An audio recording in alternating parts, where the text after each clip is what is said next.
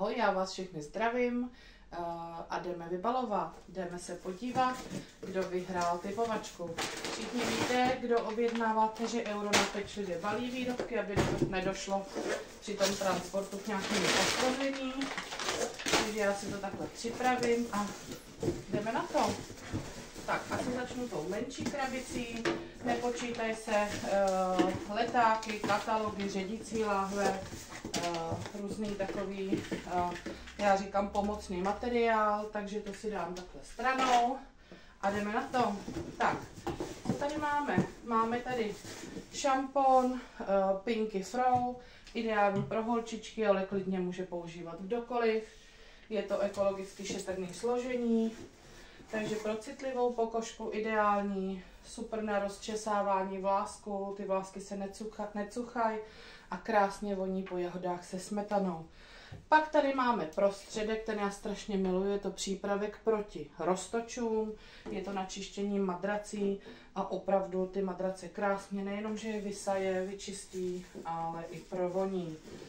Tak, další tady je sprchový gel pro holčičky a miláček, tady hlavně tady toho období, kdy každýho bolí záda, je tady ten hřejivý krém. Hřejivý krém funguje na namožený svaly, bolavý záda, když se vám blokne třeba krční páteř, takže skvělý, určitě vyzkoušejte. Pro holčičky ještě balzám pro usnadnění rozčesávání vlásků. Tak a pak tady byla akce na čistič pračky, 3+1 zdarma, takže 4 čističe za cenu 3. Čistič pračky je takovejhle sáček. Já 4krát do roka, vždycky říkám se změnou ročního období, čistím pračku. Je to jednoduchý, otřu si ji univerzálem, rozdělám si tady ten balíček, trošičku nasypu do toho kaslíku na prášek, zbytek do bubnu a bez předpírky na 90 stupňů prostě zapnu praní a pračka je krásně čistá. Protože bez čisté pračky nemůže být čistý a voňavý prádlo.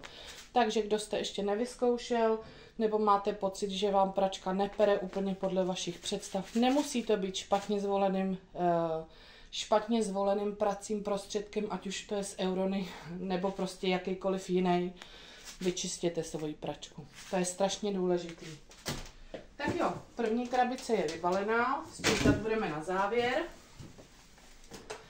Tak, já tady mám malý taháček, protože vy víte, že jsou tady vánoční novinky, chystáme sedánky, ladíme, měly by být 3 sedánky a všechno se včas dozvíte. Mám tady Aviváž, od každé nové parfemace, takže Night of Wishes, noc přání a Lovejoy, nekonečná láska. Moc se na to těším, o parfemacích si povíme. Výhledově ke každé parfemaci vyšel i krásný difuzér. Já ho tady mám v jiné parfemaci, ukážu.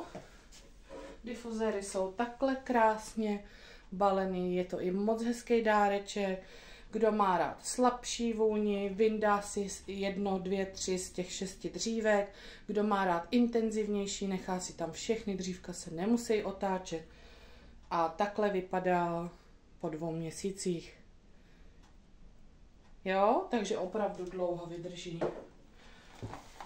Takže tady máme 2 difuzéry ve vůních, samozřejmě nemůžou chybět sašetky, strašně se povedlo teďka to balení, nebo ten design těch sašetek, já vám ukážu zblízka, noc přání, krásná, přijde mi, že to je spíš taková jako lehce dopánská vůně. Nezdá se mi jako typicky vánoční, ale je moc příjemná. Je to taková kořeněná, dřevitá, citrusy, růže, mošu, santal, prostě trošku dopánská, krásná. A Lovejoy, nekonečná láska. A to je takovej trošku štrůdlíček, pečený jablíčka, vánoční koření, vanilka, pomeranč, ale není taky úplně jako typicky vánoční. Fakt zajímavý vůně, moc se povedly. Kdo má rád takový ty typický, tak mrkne na loňský vůně, tam je taková ta skořice a je to takový víc typický. Tak, samozřejmě, od každý vůně, od každý parfémace univerzál. Tohle je prakticky půllitrový balení.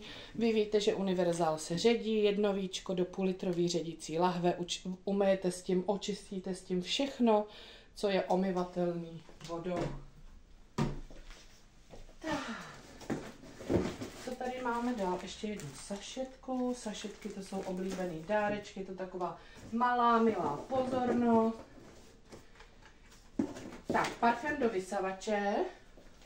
To jsou granulky, které můžete nasypat na zem. Když máte sáčkový vysavač, vysypete na zem, dáte nový sáček do vysavače, vysajete a po celou dobu vám krásně voní.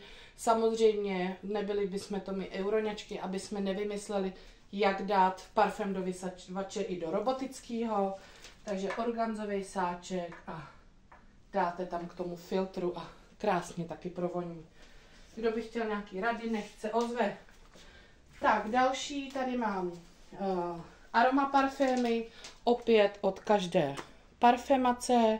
Aroma parfémy nejenom do aromalampy, někdo kápne třeba i na vnitřní stranu ruličky od papíru, na nějaký sušený třeba kytičky, aby to provonělo.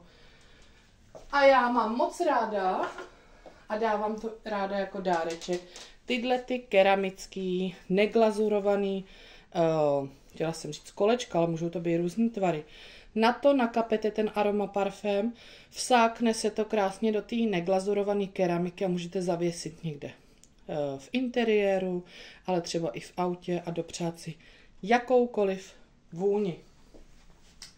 Tak to jsem vám chtěla ukázat.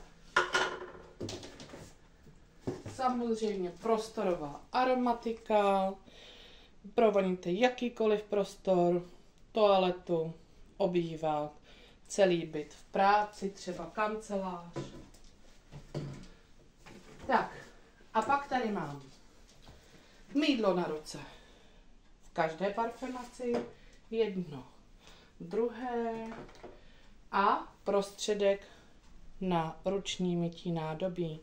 Obsahují jak ty mýdla, tak prostředek na ruční mytí nádobí aloe vera, takže krásně pečuje o vaše ruce, už nebudete mít takový ty suchý, popraskaný, vysušený, protože prostě tyhle ty prostředky vám o ty ručičky budou pečovat.